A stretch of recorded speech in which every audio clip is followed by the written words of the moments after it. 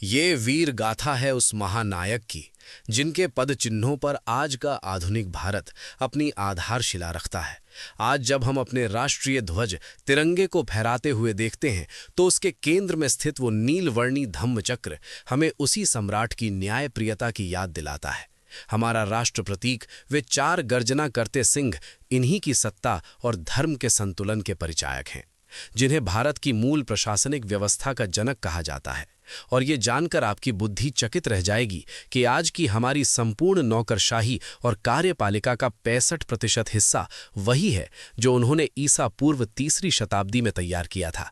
जी हाँ, मैं बात कर रहा हूं द ग्रेट एम्परर देवानाम प्रिय प्रियदर्शी चक्रवर्ती सम्राट अशोक मौर्य की। ये कहानी है चंडाशोक से धम्मान शोक बनने की, प्रतिशोध से प्रेम की ओर और तलवार से करुणा की ओर प्रस्थान की। इतिहास के पन्ने पलटें तो ईसा पूर्व 273 का समय एक भीषण अंधकार और रक्तपात का साक्षी था। मगध के सम्राट बिंदुसार के अवसान के पश्चात सत्ता के भूखे राजकुमारों के बीच एक प्रलयंकारी गृह युद्ध छिड़ गया। अशोक, जिनका मुखमंडल बचपन में उतना आकर्षक नहीं था, अपने पिता के प्रिय पात्र नहीं थे, किंतु उनके भीतर महत्वाकांक्षा की वो ज्वाला प्रज्वलित थी जो पूरे आर्यावर्त को भस्म करने की शक्ति रखती थी। उस समय वे चंडाशोक यानी क्रूर अशोक के नाम से विख्यात थे। उन्होंने पाटलिपुत्र में एक ऐसा कारागार निर्मित किया जिसे अशोक का नरक कहा जाता था। इसकी दीवारें इतनी ऊंची थीं कि कोई पक्षी भी उसे पार नहीं कर सकता था। वहां दोषियों को ऐसी अमानवीय यातनाएं दी जाती थीं जिन्हें सुनकर कालदेव का हृदय भी कांप उठे। उस समय का अशोक केवल एक ही भाषा समझता था, दमन और संहार। सिंहासनारूढ़ होने के पश्चात अशोक मौर्य ने अपनी दिग्विजय नीति का आरंभ किया। उन्होंने मौर्य साम्राज्य की सीमाओं को वहां तक पहुंचाया जहां आज के किसी आधुनिक राष्ट्र की कल्पना भी धुंधली पड़ जाए। उनका शासन आज के संपूर्ण भारत, पाकिस्तान, अफगानिस्तान, बांग्लादेश और ईरान के कुछ हिस्सों तक विस्तृत था। विश्व के कुल 5% भूभाग पर मौर्यों का मयूर ध्वज फहराता था। ये वो काल था जब भारत जगत गुरु ही नहीं बल्कि विश्व की तिजोरी था। मेडिसन डेटा और आर्थिक इतिहासकारों के अनुसार उस युग में संपूर्ण विश्व की सकल संपदा अकेले सम्राट अशोक मौर्य के नियंत्रण में थी। इतनी विशाल धन संपदा, अजेय सेना और अखंड भारत का स्वामी होने के पश्चात भी अशोक के हृदय में एक टीस थी। वो टीस थी कलिंग। कलिंग एक समृद्ध और स्वतंत्र गणराज्य था जिसने मगध के सम्मुख सिर झुकाने से इनकार कर दिया था। अशोक के लिए ये केवल एक युद्ध नहीं बल्कि उनके आत्मसम्मान की लड़ाई थी। ईसा पूर्व 261 की वो घोर बेला, मौर्य सेना जो उस समय विश्व की सबसे अधिक प्रशिक्षित और विनाशकारी सैन्य शक्ति थी, कलिंग की सीमाओं पर काल बनकर खड़ी थी। मगध की सेना में 6 लाख पैदल सैनिक, 30,000 अश्वारोही और 9,000 युद्ध गज सम्मिलित थे। कलिंग के नागरिकों ने सिद्ध कर दिया कि वे शस्त्रों से हार सकते हैं किंतु संकल्प से नहीं। दया नदी के तट पर वो प्रलयंकारी युद्ध छिड़ा जिसे देखकर देवता भी विचलित हो गए। कलिंग का प्रत्येक कृषक, प्रत्येक नारी और प्रत्येक बालक शस्त्र थामकर रणभूमि में कूद पड़ा। युद्ध के प्रथम पहर से ही रक्त की सरिताएं बहने लगीं। मगध के सैनिकों ने विनाश की नीति अपनाई। तलवारों के प्रहारों से कटते अंगों, हाथियों के पैरों तले कुचले जाते शरीरों और जलते हुए ग्रामों के बीच कलिंग शवसान में परिवर्तित हो गया। 1 लाख योद्धाओं का लहू उस माटी में मिल गया। 1.5 लाख लोग बंदी बनाकर दास्ता की बेड़ियों में जकड़े गए। दया नदी जो कल तक जीवनदायिनी थी, उस दिन शवों के अवरोध के कारण ठहर गई। उसका जल इतना गाढ़ा और रक्तवर्ण यानी लाल हो गया था कि वो महीनों तक पीने योग्य नहीं रहा। आकाश में गिद्धों के झुंड और चीलों की चीखें उस विनाश का उपहास उड़ा रही थीं। विजय के उन्माद में जब चक्रवर्ती सम्राट अशोक मौर्य अपने स्वर्ण जड़ित रथ से उतरे तो उनके अंतर्मन में विजय का गर्व था, किंतु जैसे ही उन्होंने रणभूमि में कदम रखा, उनके जूतों के नीचे की मिट्टी से रक्त की चपचप ध्वनि सुनाई दी। उन्होंने चारों ओर दृष्टि घुमाई, कहीं कोई हर्षोल्लास नहीं था। उन्होंने देखा कि एक वृद्ध महिला अपने 3 मृत पुत्रों के शवों पर सिर पटक कर विलाप कर रही थी। उन्होंने देखा कि एक कुत्ता अपने मृत स्वामी के शरीर को गिद्धों से बचाने का प्रयास कर रहा था। तभी उनकी दृष्टि एक नन्ही बालिका पर पड़ी जो अपनी मृत माता के वक्ष से चिपटकर उसे जगाने का प्रयास कर रही थी और पूछ रही थी, सम्राट, क्या आपकी जीत पूरी हो गई? मेरी मां अब कभी नहीं उठेगी?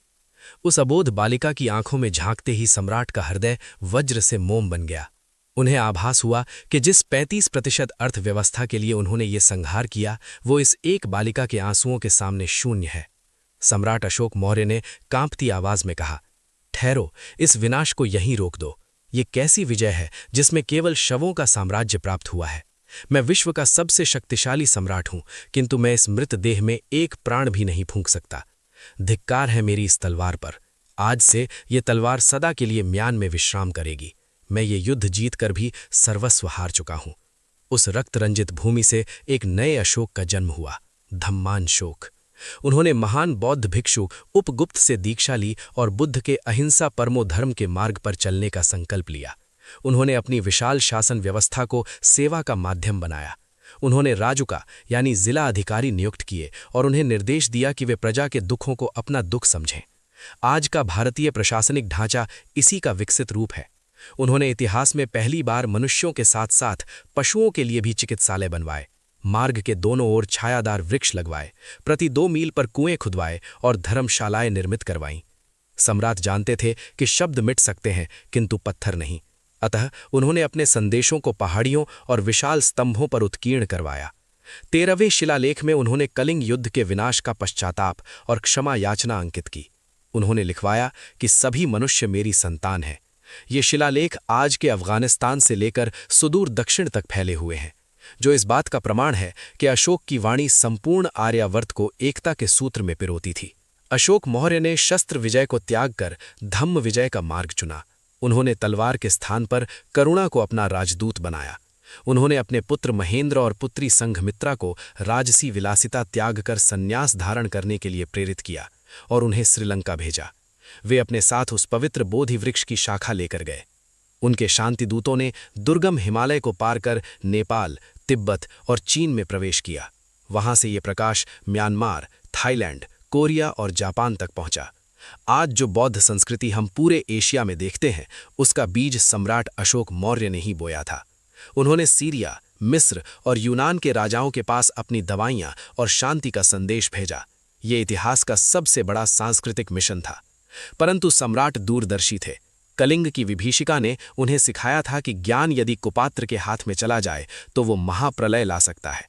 अतः देवानाम प्रिय प्रियदर्शी सम्राट अशोक मौर्य ने 9 गुप्त पुरुषों यानी द 9 सीक्रेट मेन की एक अत्यंत गोपनीय परिषद का गठन किया। इन 9 व्यक्तियों को 9 अति रहस्यमयी और घातक विषयों की पुस्तकें दी गईं, जिनमें प्रचार, शरीर क्रिया विज्ञान, सूक्ष्मजीव विज्ञान, कीमिया विद्या, संचार, गुरुत्वाकर्षण, सृष्टि विज्ञान, प्रकाश और समाज शास्त्र का गहन ज्ञान था। लोक श्रुति है कि यह परिषद आज भी गुप्त रूप से मानवता की रक्षा कर रही है, ताकि कोई दूसरा कलिंग न हो सके।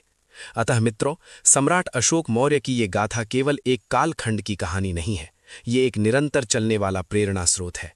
जब भी आप तिरंगे के मध्य उस नीलवर्णी अशोक चक्र को देखें या हमारे मुद्रा और सिक्कों पर अंकित उन चतुर्मुख सिंहों को देखें, तो गौरव से अपना मस्तक ऊंचा कीजिएगा। वे सिंह आज भी 4 दिशाओं में ये गर्जना कर रहे हैं कि सत्यमेव जयते। सम्राट अशोक मौर्य महान इसलिए नहीं थे क्योंकि उन्होंने दुनिया जीती थी, बल्कि इसलिए थे क्योंकि उन्होंने स्वयं के क्रोध और अहंकार को जीत लिया था। उन्होंने सिद्ध किया कि वास्तविक चक्रवर्ती वही है जो शस्त्रों से नहीं बल्कि सत्य और अहिंसा से शासन करता है।